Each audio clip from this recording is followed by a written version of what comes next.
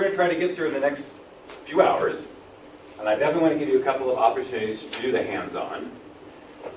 First off, we're going to talk in general terms about fraud. We're going to talk about WebSafe. And we'll talk about our Security Operations Center. Then we'll get into 3 of the 4 WebSafe features. Malware detection, phishing detection, application layer encryption. Fraud. General definition. What is fraud? Using dishonest means to take something from somebody else. So stealing somebody's identity. Pickpocketing from them. Pretending to be something that you are not to try to trick people. Little humor. Or a copy of something that's meant to look like a real thing, like a fake identification. Creating a fake identification of some sort. So these are all your general definitions of fraud. Also known as cybercrime. It's another term that's used, or very similar, or cybercrime is really more online fraud. And there's a couple of key numbers here I like to point out. It says, 32 to 34% of organizations say, we've been affected, we're going to be affected, this is dangerous, we have real concern, and only 37% of those have any plan to do anything about it. There seems to be a problem there. So we need to help them become more prepared. In addition, 70% of those have admitted that it's increasing last year, and it's probably going to continue to increase in 2018 as well. So just like Layer 7 DOS that we talked about yesterday, this is a problem that's not going away. It's only getting worse. And we have to stay on top of it. We have to stay on top of these people that are doing this against us, not just let them run the world, let them take over. Some other scary statistics, as of just very recently, I got these just a couple months ago. Half of companies experience an attack, compromised data, half. 70% don't think antivirus is doing its job. Antivirus is the typical solution for any kind of malware detection. 70% don't think that's doing the job. That's a lot. 1 in 131 emails contains a malware. Think about that. How many? 1 in 131 has malware in it.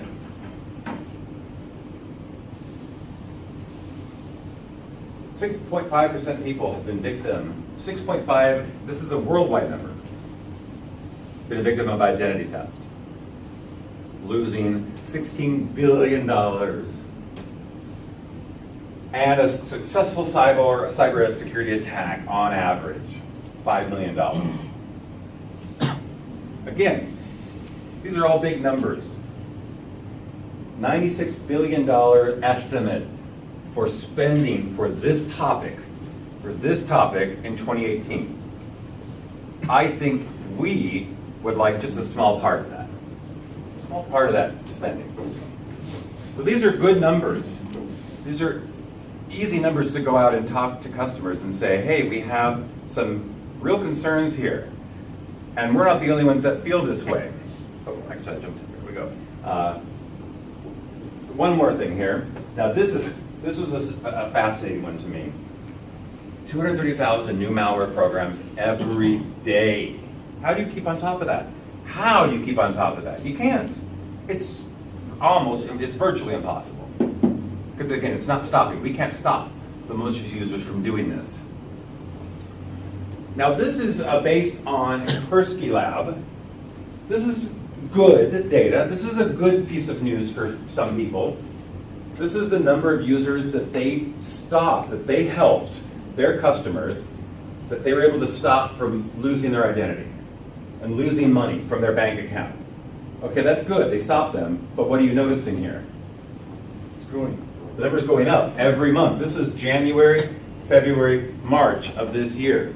So for this company, even though they're getting good stuff accomplished, the amount of people they're protecting keeps going up every month, which means more people are becoming victim of this.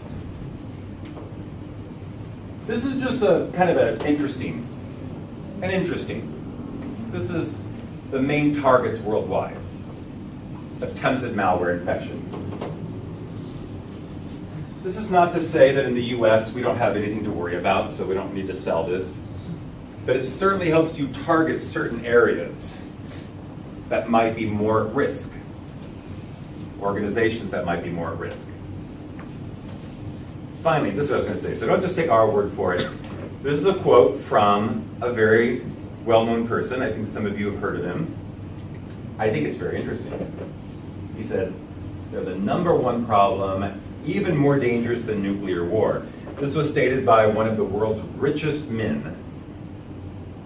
Anybody know who it might be? Warren Buffett.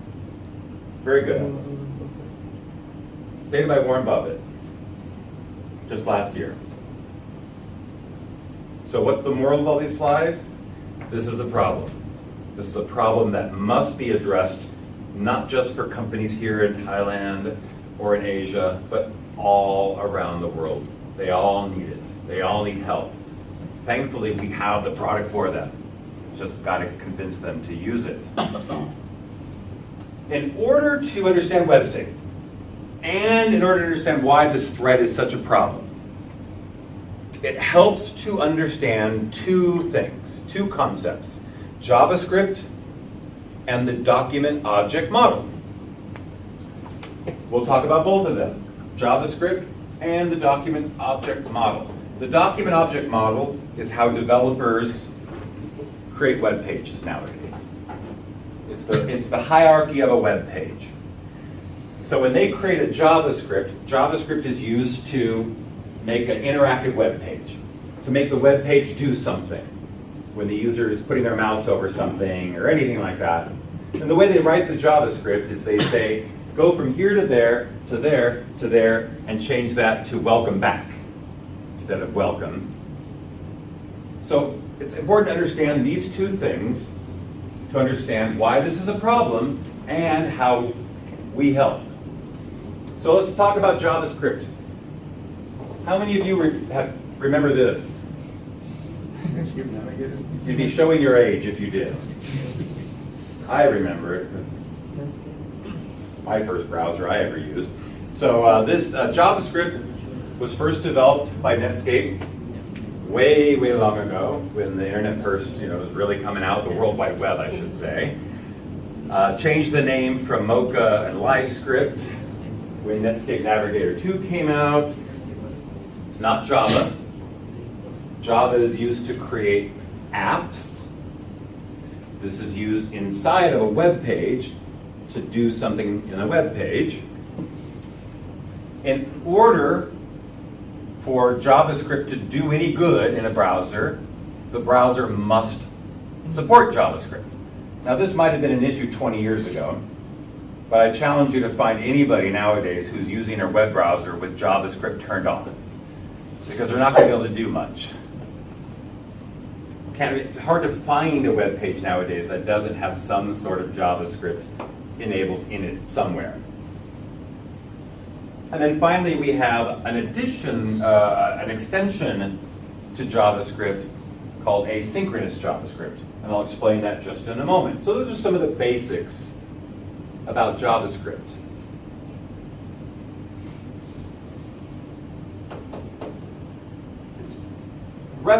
It's found in a web page code in one of two ways.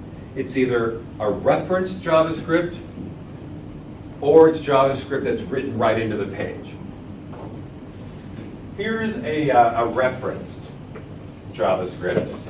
These are valuable. These are used more often than any other kind of JavaScript because it enables a developer to create a script file in one location, and then they can use that same script file from web pages no matter where they are. Most web pages use JavaScript from other sources like Google or Amazon. And they'll use their JavaScript files, and they're always referenced JavaScripts. So they always start with a source. Here's an example of the JavaScript that's written right into the web page itself. So 2 examples of how JavaScript interacts in the web page. Let's talk about why JavaScript is used, why it's valuable. It creates a dynamic, interactive page. Let me ask you before I do that. You're looking at a web page. You're looking at the Revello homepage. If you want to see that page change to something else, what do you have to do? If you want to see something else on that page, what do you have to do? You have to click on something, right? We click on a link, we do something, because when we click on a link from our browser, it sends a request to the web server, and the web server sends us a response. That's how typical client-server communication takes place. JavaScript lets us do the similar thing without sending responses back and forth. I'll give you an example. So the user needs to put in their new password. So they start typing the password, and the page just changed. Now the user didn't click on a link. They didn't click on a button. So nothing was sent to the web server and brought back to change the page. The page was changed dynamically because of the JavaScript. And as the user continues to type a new password, that page continues to dynamically change until they see the right thing. Oh, same as the last password. So there's all these options that were built into the JavaScript for all these different scenarios, all written into the JavaScript, which could have been a reference JavaScript or into the page itself. The key, though, is that what JavaScript enables a developer to do is create a dynamic page without requests going back and forth to the web server to do it. So this is a good thing. This is a good thing. This is why JavaScript is so popular and why it's still used today. So JavaScript is a good thing. Asynchronous JavaScript is even a better thing. Let's explain what this is. So as I just said, the only way that I can typically see a change in my page is to send a request to the server and get a response back. Oh, I just got this page. Now I just type a letter in here. A. Typed in A. Oh, and my page changed. Oh, I typed in J. My page changed again. My page is changing as I'm typing letters here. I'm not clicking on a link. I'm not clicking on a button, but my page is changing. The look of my page is changing. That means JavaScript is doing something. Now, do you suppose that all of these search results that I'm seeing, do you suppose these are all written into the JavaScript code for this web page? No. These are not all written into the JavaScript code. Otherwise, they become outdated 10 seconds from now. Asynchronous JavaScript means that JavaScript, on behalf of me, is sending requests to the server and back for me. So let's go back and look at that again. As I'm typing, asynchronous JavaScript is saying, hey, give me some more results. Give me some more results. Show me this. So it's basically building the JavaScript, so to speak, for me. So that's asynchronous JavaScript. It's just JavaScript that works with the web server on my behalf without me having to click on links and do things. So again, these are all good things. Great things about JavaScript. Well, the reason why it's important to understand what JavaScript can do is because that's how malicious users take advantage of it. The fact that JavaScript can do anything to my web page using that document object model means that a malicious code using JavaScript can manipulate my web page in any way using that document object model. For example, it can change the page, it can add text, remove text, add fields, remove fields, change pictures, you name it. It can access data in use. What is data in use? What does that mean? Anybody have a guess? What data in use is? Data in transit. In transit. That, not data in transit. Okay. Think about when you're about to submit something. You're filling in your information, your credit card number, your expiration date. You haven't clicked on submit yet. You haven't yet submitted the request. That is data in use. That means when you're filling in your form fields, username, password, bank account, credit card number, malware can capture that. Because it knows the whole document object model. It knows where all those fields are. It knows every parameter. It knows every parameter on the page and can grab it at any time that it wants. And because of that, it can also initiate automatic transactions. So when I go to my transfer page, malware can quickly do a transfer on my behalf to the hacker's account. We also have this issue with borrowing JavaScript from other sources. It's a great way to utilize code that somebody else has put a lot of work into. But what if that code is manipulated in some way? Now it's possible that we're all using bad code, bad shared code. So here's the flip side. Great, we've got JavaScript, it's fantastic, it's a good tool, but it is the source of the problem.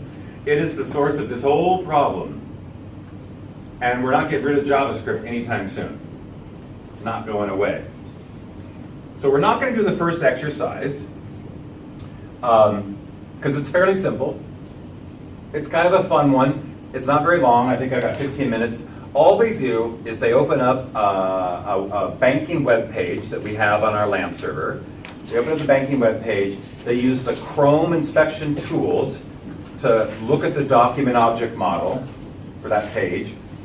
And then they change the page. While it's in the web browser, they use the document object model to change the page. They change text, they add a new field right there in front of them to illustrate that whatever they can do in the document object model, malware can do in the document object model.